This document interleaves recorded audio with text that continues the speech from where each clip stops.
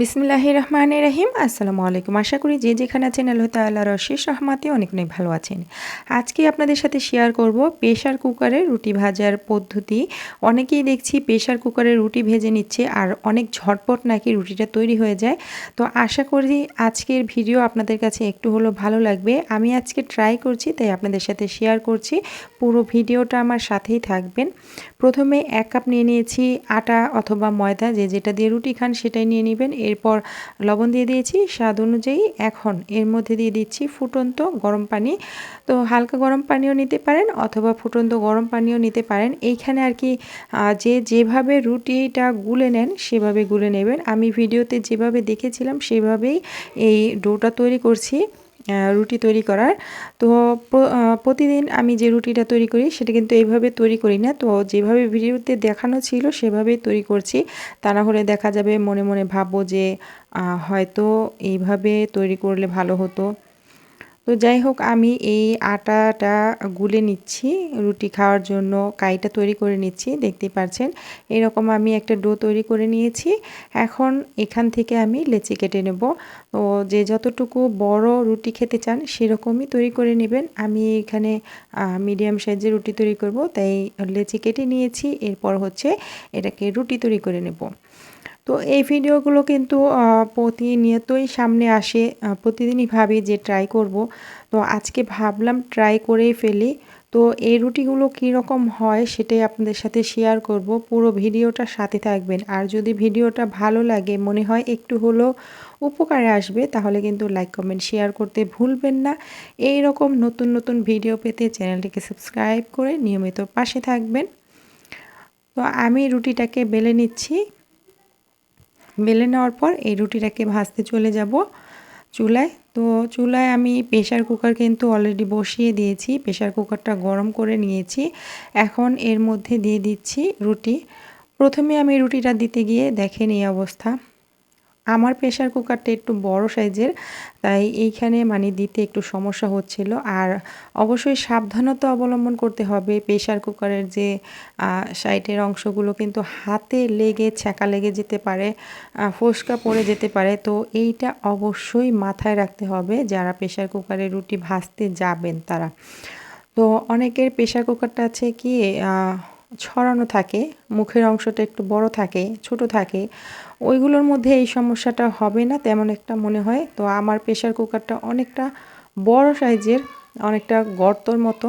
তো এটার মধ্যে আমার রুটিটা দিতে, নাড়াচাড়া করতে অনেকটা সমস্যা হচ্ছিল।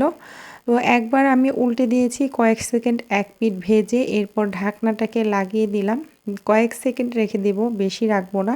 তো ভয়ে ভয়ে ছিলাম যে রুটিটা পুড়ে যায় কিনা। কয়েক সেকেন্ড রেখে আমি ঢাকনাটা খুলে নিয়েছি। তো খুলে নেওয়ার পর এটাকে উল্টে দিচ্ছি।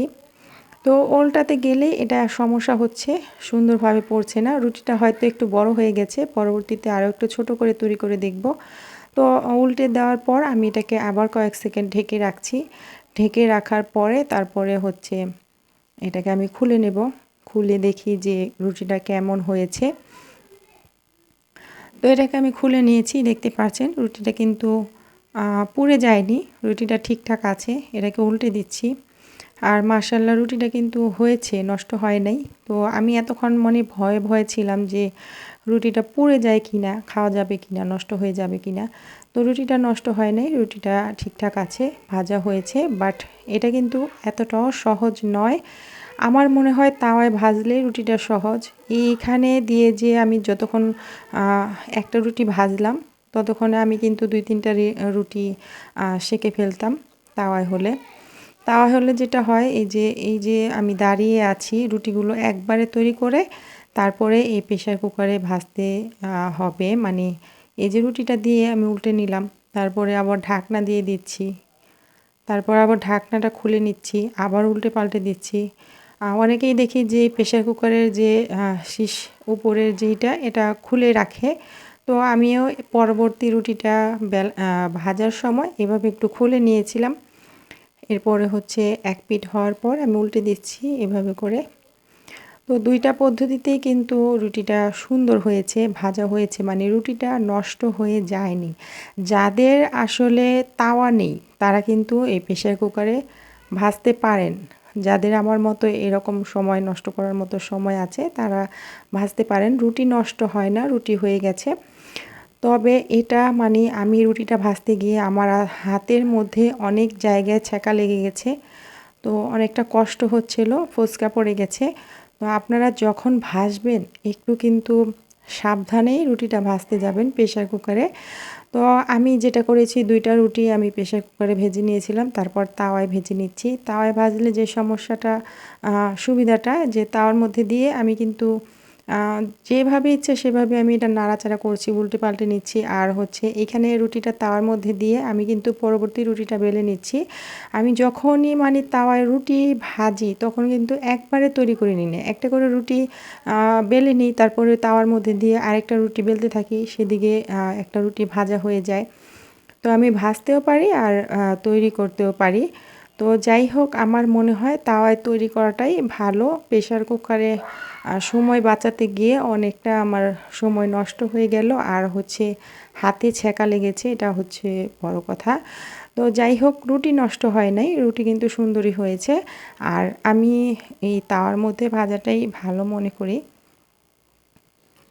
তো আমি রুটিগুলো ভেজে নিয়েছি, আর তাওয়া রুটিটা কেমন হয়েছে আর হচ্ছে প্রেশার কুকারের রুটিটা খেতে কেমন হয়েছে সেটাও কিন্তু আপনাদের সাথে শেয়ার করব। আর এই ভিডিওটা বেশি বেশি শেয়ার করার অনুরোধ রইল। তো এই যে আমি রুটি কিন্তু ভেজে নিয়েছি। একটা রুটি প্রথমে আমি প্রেশার কুকারে বড় করেছিলাম, একটা রুটি একটু ছোট করেছিলাম। এই উপরের 2টা হচ্ছে প্রেশার কুকারে ভাজা। তো রুটিটা ছিঁড়ে নিচ্ছি, দেখতে পাচ্ছেন মাশাআল্লাহ রুটিটা কিন্তু ভালোই হয়েছে, খাওয়া যাবে, নষ্ট হয় নাই। আর এটা হচ্ছে আমি তাওয়ায় ভেজে নিয়েছিলাম, তাওয়ায় একটু দ্রুত ভেজেছি, তো এখানে একটু লালচে হয়ে গেছে রুটিটা, বাট একদম নরম তুলতুলে হয়েছে। তো যাই হোক, আশা করি আজকের ভিডিও একটু হলেও ভালো লেগেছে। আজকের মতো বিদায় নিয়ে নিচ্ছি। সবাই অনেক অনেক ভালো থাকবেন, সুস্থ থাকবেন। এতক্ষণ সাথে থাকার জন্য অসংখ্য ধন্যবাদ। আল্লাহ হাফিজ।